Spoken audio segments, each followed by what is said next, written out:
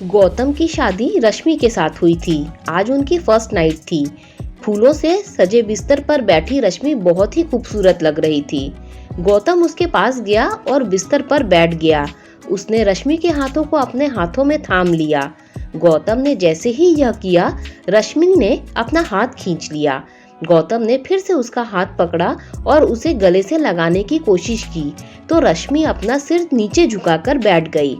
गौतम बोला, ओहो, शर्मा गई, लेकिन तुम्हारी इस अदा ने मुझे और भी दीवाना बना दिया रश्मि। चलो अब शर्माना छोड़ो और मेरी बाहों में आ जाओ और भूल जाओ सब कुछ। रश्मि बोली, जी वो। गौतम बोले, अरे क्या हुआ, खुलकर बोलो जो बोलना है। गौतम के अनुरोध पर रश्मि ने जो उसे कहा वह उसे बहुत अटपटा लगा। गौतम बोला, ये कैसी मन्नत मांगी है तुमने? सुहागरात का इंतजार तो सबको होता है। रश्मि बोली, जी होता तो है, लेकिन मैंने शादी के पहले ही आपकी लंबी उम्र और हम दोनों में खूब प्रेम बढ़े, इसके लिए ये मन्नत मांगी थी।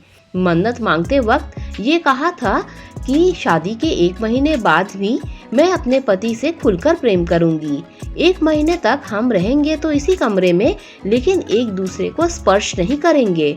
गौतम बोला, चलो अब तुमने मन्नत मांगी है और वो भी मेरी लंबी उम्र और आपस के प्रेम के लिए, तो मैं तुम्हारी बात का मान रखूंगा।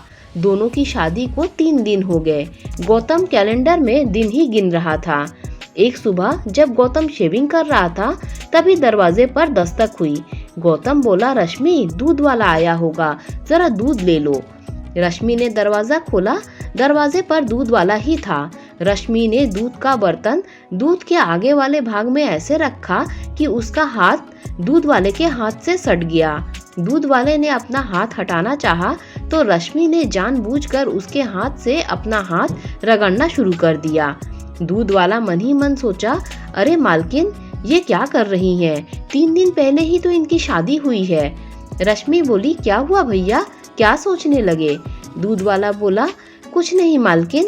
ये कहकर वो हड़बड़ा कर वहाँ से जाने लगा, तो रश्मि ने उसे देखकर अपनी एक आंख दबा दी। रश्मि की इस हरकत से उसे जोर का झटका लगा और वो पूरे रास्ते यही सोचता गया कि गौतम जी की शादी गलत तड़की से हो गई है।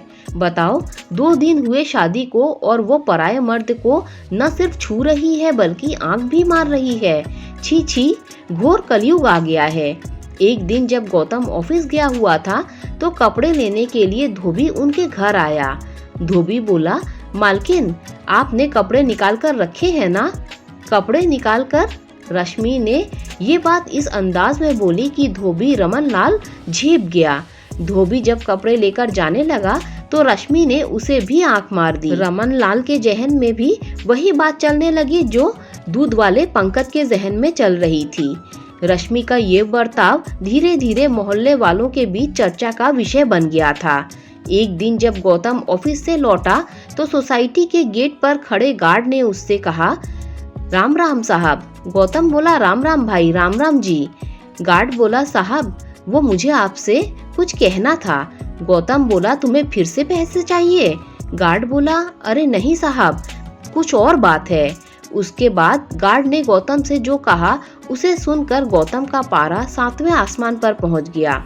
गौतम बोला, तुम पागल तो नहीं हो गए हो या होश खो दिए आपने? तुम्हें पता भी है तुम मेरी पत्नी के बारे में क्या कह रहे हो? गार्ड बोला, साहब, मैं झूठ नहीं बोल रहा हूँ। आप जब ऑफिस चले जाते हैं तो मेम साहब हर दिन मुझे बुलाती हैं, कभी मेरा हाथ पकड़ती हैं और कभी आंख मारती है। गौतम बोला, देखो, तुम बर्दाश्त की सीमा मत लांघो, नहीं तो तुम्हारी शिकायत मैं सोसाइटी में कर दूंगा, तुम्हारी नौकरी चली जाएगी। यह कहकर गौतम वहां से निकल गया। लेकिन कुछ दिनों बाद जब दूध वाले और धोबी ने भी यही बात गौतम से कही, तो वह सोचने पर मजबूर हो गया। गौतम मन ही मन सोचा, ये सब लोग रश्मि के बारे में ऐसी बात क्यों कर रहे हैं? मुझे तो कहा है कि उसने मन्नत मांगी है, मुझे छूने तक से मना कर दिया और गैर मर्दों को वो आंख मार रही है। मेरी गैर हाजिरी में उन्हें घर बुला रही है। नहीं नहीं, ऐसा नहीं हो सकता। लोग झूठ बोल रहे हैं, लेकिन सभी लोग झूठ क्यों बोलेंगे? क्या करूं मैं? रश्मि से बात करूं क्या? नहीं नहीं, उसे बुरा लग गया तो? गौतम रश्मि से प्यार करता था, इसीलिए उसने लोगों की बातों पर कोई ध्यान नहीं दिया। लेकिन एक बात तो उसने महसूस की, वो ये थी कि रश्मि किसी से घंटों फोन पर बातें करती थी। एक बार जब उसने उससे पूछा कि वो किससे बात कर रही है, तो उसने कहा, यहाँ पर फोन पर बात करने में भी कोई पाबंदी है क्या? गौतम बोला, पाबंदी? नहीं तो कोई पाबंदी नहीं है। रश्मि बोली, मैं अपनी दोस्त से बात कर रही हूँ, शर्मिला नाम है उसका, हम बेस्ट फ्रेंड्स हैं, लेकिन मेरी शादी हो गई है यहाँ दिल्ली में और वो शादी करके दुबई चली गई। अब हमारा मिलना जुलना ज्यादा संभव तो नहीं, इसीलिए हम फोन पर बातें करते हैं। आपको यकीन नहीं हो रहा है तो ये लीजिए फोन और मेरी दोस्त से बात करिए। ये कहकर रश्मि ने मोबाइल गौतम की ओर बढ़ा दिया। गौतम ने अपना सिर झुकाकर रश्मि की बात मान ली। वो मन ही मन बहुत दुखी भी हुआ कि उसने अपनी पत्नी पर शक किया। गौतम बोला, क्या हो गया है मुझे? मैं अपनी पत्नी पर शक कर रहा हूँ? उस पत्नी पर जिस बेचारी ने मेरी लंबी उम्र के लिए मन्नत मांगी है। मैं बहुत ही बुरा आदमी हूँ यार, बहुत बुरा। वो बेचारी अपना सब कुछ छोड़कर मेरे पास आई है और मैं उसके साथ ऐसा बर्ताव कर रहा हूँ, शक कर रहा हूँ उस पर। उसने अपनी पत्नी से माफी मांगी। एक रात की बात है, गौतम गहरी नींद में था। तभी रश्मि बिस्तर से उठी और दूसरे कमरे में जाकर फोन पर बात करने लगी। रश्मि बोली, निरंजन, मैं अपनी हरकतों से पूरी कोशिश कर रही हूँ कि मेरा पति गौतम मुझे छोड़ दे, लेकिन वो तो जोंक की तरह चिपक गया है मुझसे। देखो निरंजन, मैं तुम्हारे बिना जी नहीं सकती, कोई उपाय करो और मुझे इस नरक से निकालो। मुझे नहीं रहना है गौतम के साथ, एक दिन भी नहीं, एक पल भी नहीं। रश्मि को ये पता नहीं था कि उस दिन उसकी सारी बातें गौतम ने सुन ली थी। जब वो अपनी बात खत्म करके बिस्तर पर पहुंची तो गौतम जगा हुआ था। रश्मि बोली, अरे आप सोए नहीं? गौतम बोला, सो ही तो रहा था आज तक, तभी तो मुझे कुछ पता ही नहीं चल रहा था। रश्मि बोली, ये आप क्या कह रहे हैं? क्या पता नहीं चल रहा था? गौतम बोला, यही कि मैं तुमसे जोंक की तरह चिपक गया हूँ, तुम यहाँ नरक में रह रही हो। रश्मि बोली, ये आप क्या कह रहे हैं? मेरी कुछ समझ में नहीं आ रहे हैं। गौतम बोला, रश्मि अब तो सच बोल दो, ये निरंजन कौन है जिससे तुम आधी रात को बातें कर रही थी? सच सच बोल दो रश्मि, मैं तुम्हें कुछ नहीं कहूँगा।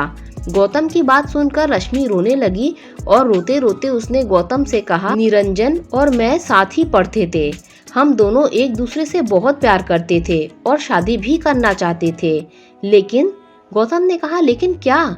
रश्मि बोली, मैं ये बात अपने पेरेंट्स को बताई तो वो उखड़ गए और बिरादरी के बाहर शादी करने से साफ साफ मना कर दिया।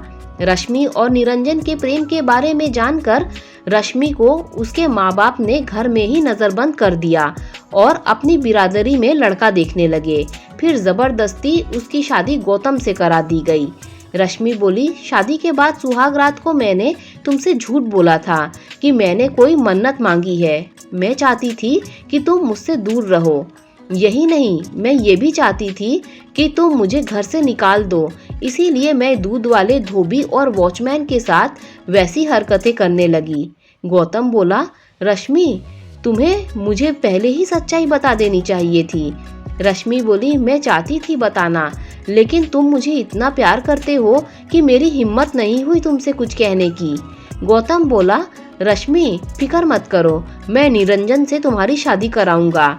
रश्मि तो यही चाहती थी, लेकिन अगले दिन रश्मि के साथ ऐसा हादसा हुआ जिससे सब कुछ बदल गया। उस दिन रश्मि निरंजन को फोन करके यह खुशखबरी दे रही थी, तभी उसके घर का झूमर खुलकर उसके ऊपर गिर गया। रश्मि लहूलुहान हो गई। जब गौतम ने रश्मि की यह हालत देखी तो तुरंत अस्पताल ले गया।